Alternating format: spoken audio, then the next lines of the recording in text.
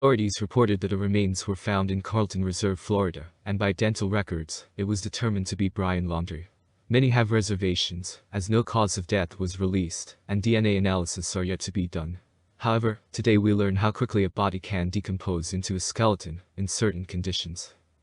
Brian Laundrie's body would have decomposed to a skeleton in less than 2 weeks, and was likely feasted on by animals.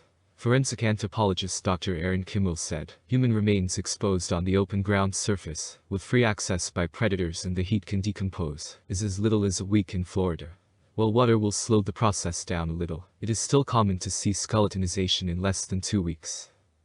Skeletal remains often show damage due to vultures, possums, and other scavengers. However, such damage is easily distinguished from injuries resulting from inflicted trauma, Dr. Kimmerle said.